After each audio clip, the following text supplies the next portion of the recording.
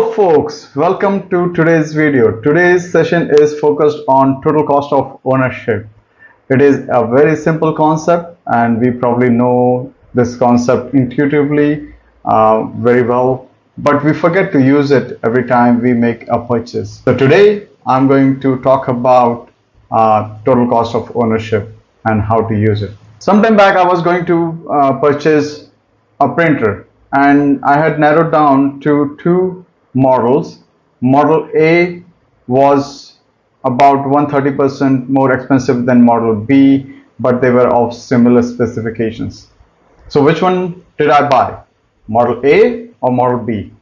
You would be surprised to know that I bought the more expensive one, Model A, over Model B.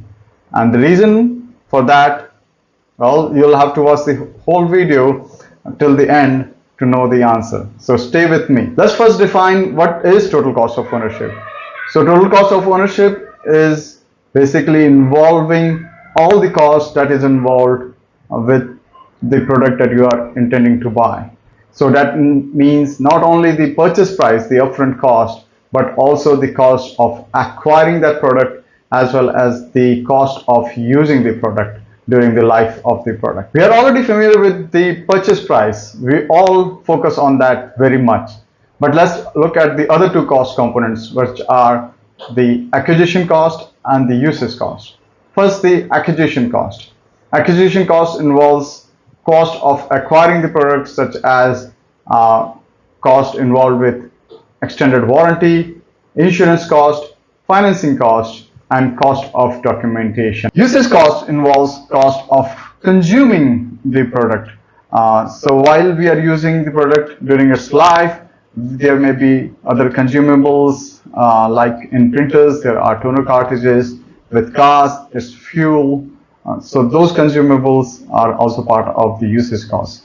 Plus, any preventive maintenance that may be required from time to time, cost of repairing the product in case the product goes bad, as well as the utility bill while we use the product during the life of the product. So let's understand the total cost of ownership with an example.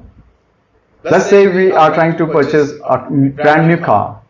What all costs would be involved in owning that car? We definitely have the purchase price of the car, the sticker price that we all focus on. But in addition to the purchase of the car, while acquiring the car and during the life of the car, there are other costs involved. So during the purchase of the car, we have insurance cost, financing cost, registration cost.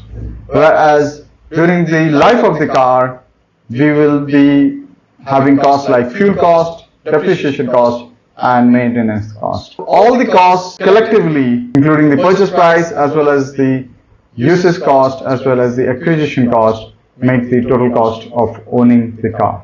So if you are purchasing a car, what you need to do is you need to take the purchase price, discover the invisible costs associated with that car, and then figure out what would be the total cost of this car versus any other car or the cars that you have narrowed down. And that's how you will make a better decision during the purchase. So sometime back, a friend of mine called me. He was trying to make a decision whether he should buy an Ertiga with the CNG variant or petrol variant. So I helped him.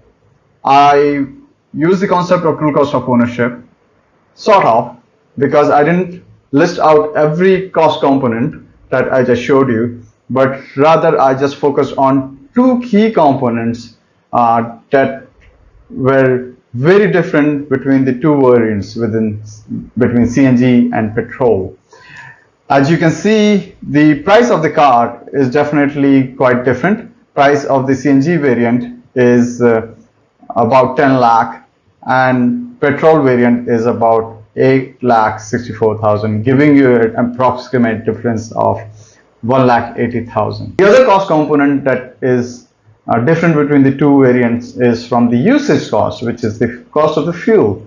CNG variant is much cheaper than the petrol variant, and that difference is 438,000 for the use case of my friend who was going to drive it about 12,000 kilometers, 12,500 kilometers per year.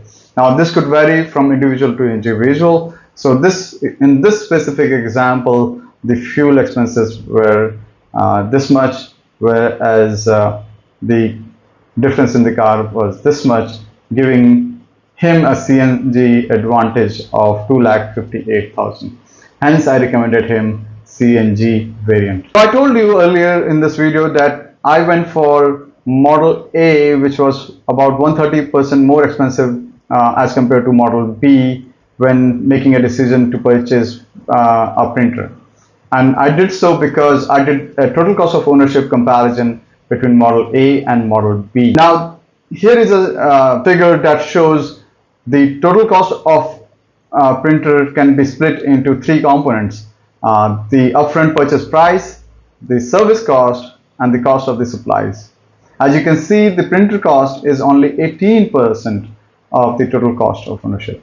The most of the cost that comes with owning a printer is actually the cost of the toner, because as you use the printer, the toner gets utilized and you got to replace it every so often. And what the printer companies do, and in case of Model B, the company was doing, it had lowered the upfront price of the printer, but toner prices were much higher than the toner prices for Model A, and that's how the Model B company made money. Whereas the Model A, even though it had a higher purchase price, but it had a lower toner cost, resulting in lower overall total cost of owning Model A versus Model B. Hence, I went for Model A. So we saw that with CNG versus petrol, CNG, even though it was more expensive upfront, came out to be a lower total cost of ownership. Similarly, with the printer, Model A, which was more expensive in terms of purchase price, came out to be a lower total cost of ownership. So does it mean that every more expensive variant is going to be a better total cost of ownership? The answer is no. It really depends. How so? Let's look at a couple of examples. Example number one is again from cars. If you are someone who is in the market to buy a car and you don't care about the brand value of the car, you are looking for a vehicle that can transport you from point A to point B, obviously you would choose Maruti because it has a lower purchase price. But how about the total cost of ownership? Well, with Maruti, the repair cost, the fuel cost, the regular maintenance cost, all those costs are also lower than BMW.